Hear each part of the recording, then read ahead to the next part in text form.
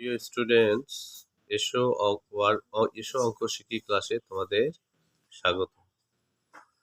আজকে তোমাদের সপ্তম শ্রেণীর 1.2 এর 14 ক নম্বর অঙ্কটি বোঝানোর চেষ্টা করতেছি বা দেখানোর চেষ্টা করতেছি।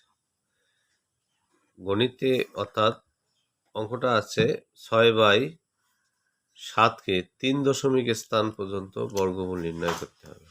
কয় পর্যন্ত? 3 দশমিক স্থান পর্যন্ত বর্গমূল নির্ণয় করতে হবে। তাহলে এত এর বর্গমূল হচ্ছে, বর্গমূল নির্ণয় করতে গেলে আমাদের বর্গমূল চিহ্নটা দিতে হবে। এত এর বর্গমূল দিলাম আমি 6/7। এখন এখানে একটা টেকনিক অবলম্বন করতে হবে আমাদের, সেটা হচ্ছে দেখো নিচে যা আছে, নিচে কি আছে? 7 আছে। নিচে এই হরটা যত আছে অত দিয়ে লব এবং হর দুইটাকেই গুণ করতে হবে। তার নিচে 7 আছে না, 7 দিয়া লবক গুণ করছি এবং হরকও গুণ করছি। গুণ করার ফলে কি হয়? 6 7 উপরে হয় 42, লব হয় 42, আর 7 7 49, লব হর হয় 49। এটা করার ফলে দেখো কি সুবিধা হচ্ছে। দেখো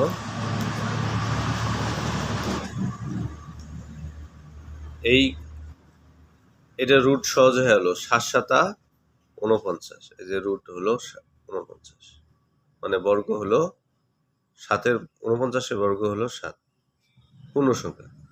আর 42-এ যদি বর্গমূল আমরা করি, 42-এর বর্গমূল হচ্ছে 6.4807। আরও আছে, কিন্তু আমাদের 3 দশমিক স্থান পর্যন্ত নির্ণয় করতে বলছে, তাই আমাদের 4 দশমিক স্থান পর্যন্ত নির্ণয় করতে হবে। বিধায় আমরা 4 দশমিক স্থান পর্যন্ত নিয়েছি।